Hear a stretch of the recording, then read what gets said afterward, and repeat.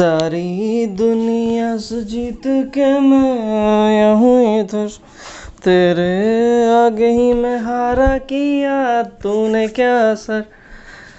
मुझे तू राजी लगती है, जीती हुई बाजी लगती है, तबीयत ताज़ी लगती है, ये तूने क्या किया।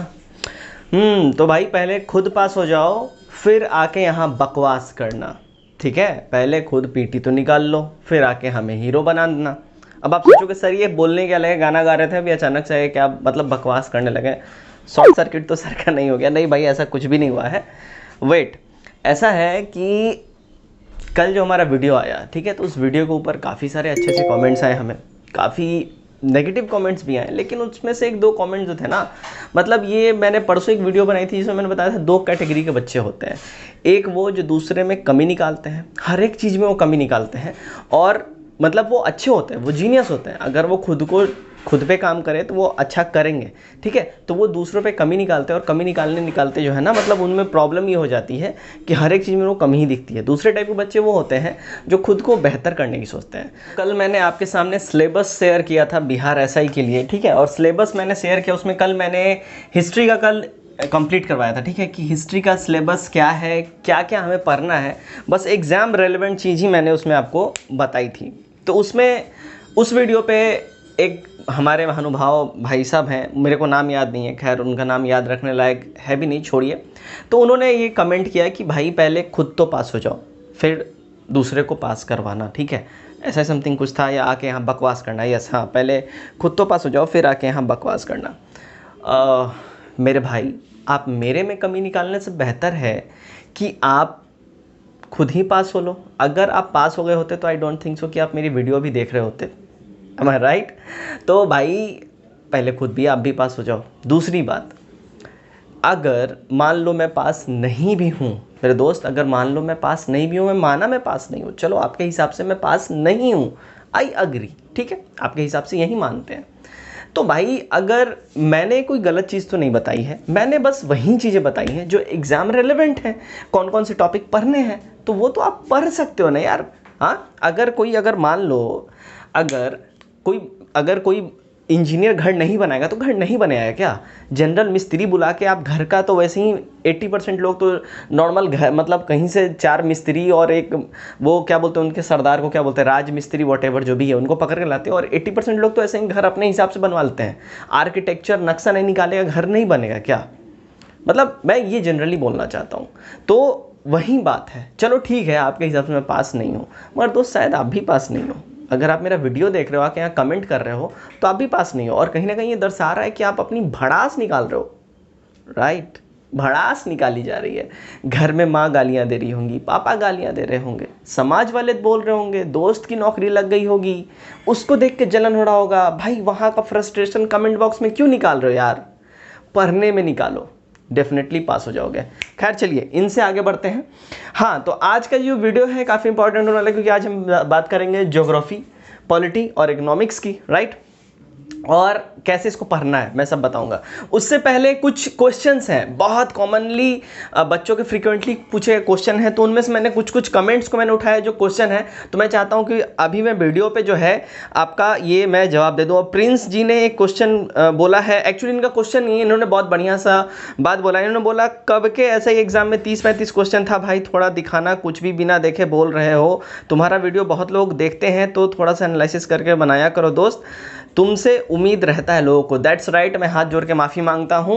एक्चुअली इन्होंने बहुत बढ़िया इन्होंने ये कमेंट लिखा है, और एक्चुअली इन्होंने मेरी गलती को पकड़ी है। मैं आज की वीडियो में इसको सुधार करने वाला था। तो हिस्ट्री का जो मैंने 30 to 35 बोल दिया ना, ये मेरे से गलती हो गई थी। मैंने बीपीएससी का वो वाला ट्रेंड, मैंने मतलब बीपीएससी में जो पूछा गया था मैंने वो चीज़ बता दिया था। इसमें एक्चुअली हिस्ट्री में लगभग 18 से 22 क्वेश्चन इस सेक्टर से पूछे जाते हैं बिहार ऐसा ही एग्जाम है, ठीक है। तो इसके लिए मैं माफ़ी चाहूँगा भाई, एंड थैंक्स अ लॉट, आपने इस चीज़ को बताया। और मैं वैसे आप नहीं बताते तो मैं आज के वीडियो में इसको सुधार करने वाला था। वैसे थैंक्स फॉर योर, क्या बोलते हैं उसको, ध्यान देने के लिए, है ना।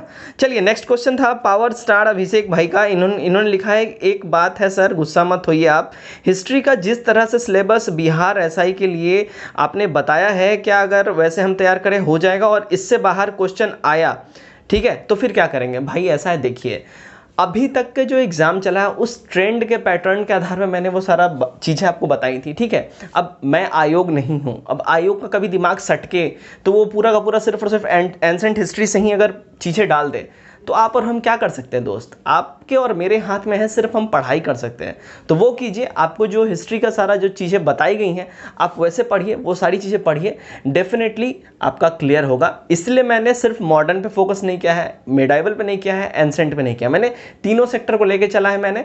लेकिन हाँ, जो बात समझ जाइए, ऐसा कभी नहीं होगा कि मॉडर्न से सारे के सारे क्वेश्चन गायब हो जाएंगे, क्योंकि मॉडर्न से ही क्वेश्चन ज़्यादा से ज़्यादा बनेंगे और उसी हिसाब से आपको सारी चीज़ें दी गई हैं, आप बस उसको बेहतर तरीके से पढ़िए, ठीक है, जैसे जो तरीका बताया उससे पढ़िए। चलिए नेक्स्ट क्वेश्चन मैं लेता हूँ, इन्हीं का है कि सर अभी जिस तरह से एग्ज़ाम में क्वेश्चन आता है वो सिलेबस से बाहर भी आ जाता है। बेशक बाहर आ जाता है, बहुत सारे ऐसे क्वेश्चन होते हैं सिलेबस से बाहर नहीं होता है, एक्चुअली वो करंट अफेयर से ज़्यादा क्वेश्चन उठा के आपको दे देते हैं, और जैसे ही करंट अफेयर का क्वेश्चन ज़्यादा बढ़ेगा तो बच्चे जो है करंट अफेयर्स में फंसते हैं, और जब एग्जाम टफ बनाना होता है तो करंट अफेयर्स का पोर्शन ज़्यादा डाल दिया जाता है, ठीक है। नेक्स्ट देखता हूं, नेक्स्ट है एम मनीष कुमार करके हैं, इन्होंने कमेंट किया है, भाई मैं क्राउन और घटना चक्र पूर्वालोकन पढ़ रहा हूं, तो ये घटना चक्र भी बिहार दरोगा वाली बुक इसके साथ जरूरी है क्या, या और कोई बुक ऐड करने की जरूरत है। तो भाई और कोई बुक ऐड करने की जरूरत नहीं है, बेसिकली समझिए घटना चक्र जो है, घटना चक्र टोटल प्रीवियसली जो एग्जाम में क्वेश्चन आया है उसको उठा के उसमें दे दिया गया है और वहीं आप पढ़ रहे हैं। उसके साथ घटना चक्र का ब्यूटी ये है कि उसके नीचे एक नोट करके डिटेल जो है वहाँ पे कुछ आंसर उसके डिटेल्स में दिए रहते हैं, तो उसको आपको एक तरीके से उसकी पृष्ठभूमि बन जाती है और आपको उससे रिलेटेड काफ़ी सारे पॉइंट आपको समझ में आ जाते हैं। तो बहुत अच्छी किताब है। लेकिन मैंने जो कल आपको बताया था कि एक कोई भी गाइड बुक पढ़िए, ठीक है, क्राउन हो या लूसेंट हो, और साथ में उसका ऑब्जेक्टिव भी लगाइए। तो अगर मान लो अगर आप घटना चक्र का है तो वो तो ऑब्जेक्टिव है वो कर रहे हो, तो साथ में आप अगर क्राउन या लूसेंट कोई भी एक गाइड बुक पढ़ लो तो काफ़ी है, ठीक है, बहुत अच्छी किताब है। दोनों अगर आप साथ में अगर लेके चलोगे बेहतरीन आपकी तैयारी हो। हम आते हैं अपने वीडियो के ऊपर। तो कल हमने हिस्ट्री का पोर्शन कंप्लीट करवा दिया है, ठीक है, हिस्ट्री जो है आपका कल कंप्लीट हो गया है। आज हम देखेंगे ज्योग्राफी को, पॉलिटी को और इकोनॉमिक्स को, ये तीन पोर्शन, ये तीनों आज हम देखेंगे। चलिए सबसे पहले ज्योग्राफी पे आते हैं। तो ज्योग्राफी पे देखिए, ज्योग्राफी में सबसे पहले समझ जाइए कि ऑब्वियसली वी आर इंडियंस, तो जाहिर सी बात है हमारे चीज़ों से रिलेटेड चीज़ें तो एग्जाम में पूछी जाएंगी, है ना। तो भारत का भूगोल ये तो डेफिनेटली ही पूछा जाएगा। भारत का भूगोल मतलब क्या, इसका विस्तार कितना, अक्षांश कितना, देशांतर कितना, ठीक है, और उसके बाद इसमें जो है सो जलवायु वगैरह ये सब आ जाता है। उसके बाद यहाँ से जो है कितने डिग्री में जो है इसका इंडियन ग्रीनविच टाइम जो है, इंडियन मीन टाइम जो है, ग्रीनविच टाइम जो है ये क्या है, ग्रीनविच मीन्स टाइम से इंडियन स्टैंडर्ड टाइम जो है कितना आगे चलता है, ये बेसिकली सारा भारत के भूगोल के अंदर आ जाता है। उसके बाद हम देखेंगे इसमें हमारी नदी, झील और जलप्रपात, इन सारी चीज़ों से जो क्वेश्चन आते ही आते हैं। आप देखते होंगे कि इंपॉर्टेंट डैम्स, फलाना डैम, फलाना नदी परियोजना जो बांध है वो किस नदी पे है, ये झील कहाँ पे है ना, और ये इसकी सहायक नदियाँ कौन सी, ये पूछी जाती है। तो ज्योग्राफी में ये आपको आएगा, तो इस पर आपको फोकस करना है, ठीक है। अब देखिए जलवायु, हमारे इंडियन जो हमारा जो सारा क्लाइमेट है उससे रिलेटेड ये क्वेश्चन रहेगा।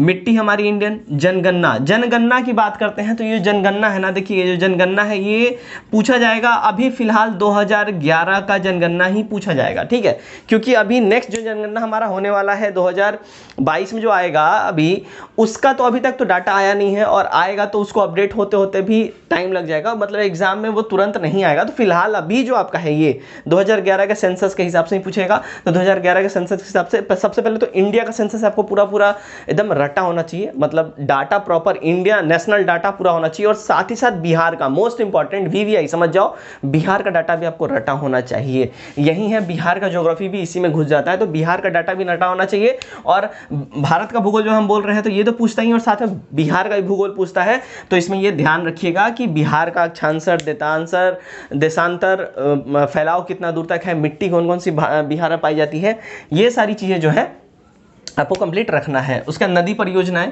ठीक है, यही चीज़ है।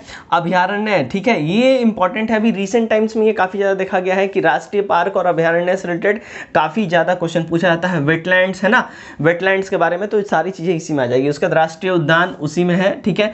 पर्यावरण, राष्ट्रीय उद्यान और फिर पर्यावरण, ये सब जो है ये इसमें आ जाएगा। फिर हमारा सौर मंडल, ये जो सौर मंडल है ये देखिए अब आ जा रहे हैं हम, ये तो हम एक तरीके से वर्ल्ड ज्योग्राफी में आ जाएगा। जलधाराएं वर्ल्ड ज्योग्राफी में आ जाएगा। खनिज और उत्पादक क्षेत्र, ये सारे वर्ल्ड ज्योग्राफी में आ जाएंगे, ठीक है। तो ये सारा वर्ल्ड ज्योग्राफी का आपको पोर्शन है नीचे। सौर मंडल हमारा कितने ग्रह हैं, क्या हैं, कौन से ग्रह के अपने उपग्रह हैं, किस ग्रह के अपने उपग्रह नहीं है, ये सारी चीजें आपको दिमाग में रखनी है। पॉलिटी में हम आते हैं।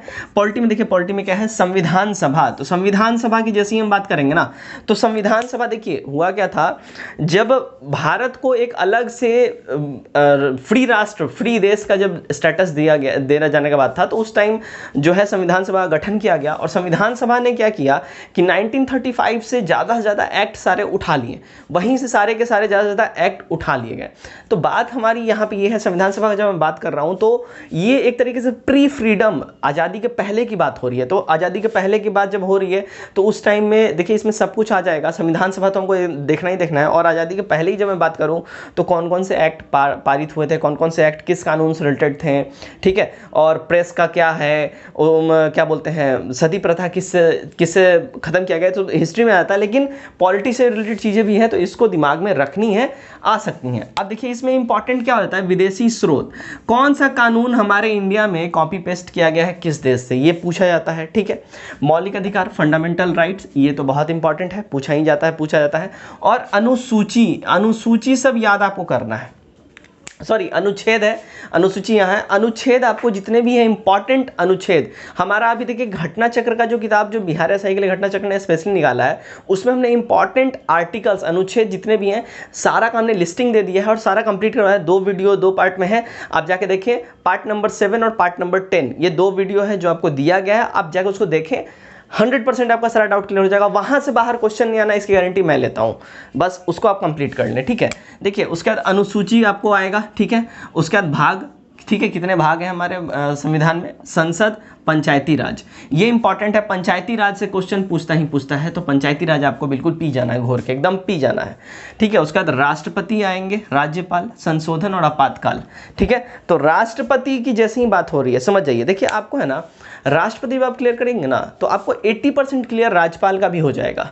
जो 20% मैं इसलिए बोल रहा हूँ कि राज्यपाल का होता है कि देखिए राष्ट्रपति को वो जो क्या बोलते हैं, राष्ट्रपति का निर्वाचन होता है और उसके बाद होता है क्या है, इनका कोई निर्वाचन नहीं होती, इनकी सीधी नियुक्ति होती है, ठीक है। राष्ट्रपति जो है किसी को जिसे अपना त्यागपत्र देते हैं, राज्यपाल उनको त्यागपत्र वाक्यपत्र नहीं देते, इनका अलग क्राइटेरिया। तो 20% थोड़ा बहुत डिफरेंस है आर्टिकल्स दोनों के, नियुक्ति के और इस सब का आपको याद करना होगा दोनों का, ठीक है। संशोधन यहाँ पे याद करना है, किस आर्टिकल के तहत संशोधन होता है, कौन कौन सा इंपॉर्टेंट संशोधन हुआ है वो सब याद रखना। और आपातकाल किस किस प्रोविजंस में लगाए जाते हैं और उस टाइम में कौन कौन से जो हमारे फंडामेंटल राइट्स हैं वो जिंदा रहते हैं, कौन कौन से फंडामेंटल राइट्स अबॉलिस्ट हो जाते हैं, खत्म हो जाते हैं ड्यूरिंग इमरजेंसी यानी आपातकाल के टाइम में, वो सब आपको ध्यान में रखना है। इकोनॉमिक्स में आता है, इसमें कुछ ज़्यादा हमको पढ़ना नहीं है लेकिन पढ़ना तो है, ठीक है। मुद्रा और बैंकिंग ये इंपॉर्टेंट है, इससे क्वेश्चन आता ही आता है, आप देखते होंगे मुद्रा और बैंकिंग रिलेटेड से। आयोग, ठीक है, मतलब अर्थशास्त्र, मतलब इसमें जो आयोग सब कौन कौन से आयोग का मोस्ट इंपॉर्टेंट भूमिका है, कौन कौन से आयोग के द्वारा कौन कौन से योजनाएं लाई गई हैं, योजना हो गया। और प्रमुख यानी कि किस आयोग के किस मतलब विभाग के कौन से प्रमुख हैं, ये सब रिलेटेड चीज़ें पूछी जाती हैं, ठीक है। शब्दावली इसमें पूछा जाता है, टर्म्स जो होते हैं टर्म्स पूछे जाते हैं, बजट और क्षेत्रक। तो ये बेसिकली इकोनॉमिक्स का ये पोर्शन है। पढ़ना आपको भी इसको जो है इसको भी वैसे ही आपको पढ़ना है। आपको लूसेंट ले लेना है, लूसेंट या क्राउन कोई भी ले लेना है, गाइड बुक, उसका आपको टेक्स्ट मतलब जो गाइड बुक है उसको ख़त्म करना है, पढ़ के एक एक टॉपिक आपको उठाना है और सुबह में एक टॉपिक आप पढ़िए, ठीक है। गाइड बुक से एक टॉपिक सुबह में पढ़िए और शाम में उसका जो है ऑब्जेक्टिव्स लगाइए, इससे आपका पूरा कॉन्सेप्ट क्लियर हो जाएगा। साथ ही साथ दोपहर में अगर आपको टाइम मिल रहा है, आप जरूर एक प्रैक्टिस सेट लगाइए। हमारे चैनल पे खुद के काफ़ी सारे प्रैक्टिस सेट अवेलेबल हैं, आप डेफिनेटली हर एक प्रैक्टिस सेट लगा सकते हैं। या काफ़ी सारी बुक्स भी मार्केट में आप जाए कोई ला सकते हो, अगर अभी किसी के यहाँ अगर शॉप वगैरह खुली हो डेफिनेटली आप परचेस करें। तो ऐसे जो है आप इसको कंप्लीट कर सकते हैं, ठीक है। आपको लूसेंट में पहले सुबह में आपको पढ़ लेना है गाइड बुक, और शाम में अगर उसका ऑब्जेक्टिव है लूसेंट का तो आपको ऑब्जेक्टिव लगाना है। इससे आपका क्या होगा, ऑब्जेक्टिव में आपको ज़्यादातर क्वेश्चन मिलेंगे और गाइड बुक पढ़ने से आपके कॉन्सेप्ट क्लियर होगा ज़्यादा से ज़्यादा। दोनों का समन्वय हमको लेके चलना है, क्रिस्प एंड क्लियर, बिल्कुल साफ सुथरा काम करना है अपने को, यही चीज़ है। तो आज हमने ये तीनों ज्योग्राफी, पॉलिटी और इकोनॉमिक्स को कंप्लीट किया। कल के वीडियो में करंट अफेयर्स और साइंस, ये पोर्शन कहाँ से क्या पढ़ना है, कौन कौन सा पोर्शन इंपॉर्टेंट है, इसके ऊपर वीडियो बनेगा और इसके ऊपर मैं कल वीडियो लेके आऊँगा। तो उम्मीद करता हूँ कि जो भाई साहब ने मेरे से पूछा था कि पहले खुद तो पास हो लो फिर यहाँ के बकवास करना, तो ओके मैं पास नहीं हूँ, क्या आप हो? चलो खैर, आज के इस वीडियो में बस इतना ही। Till then take care, bye bye and God bless you all.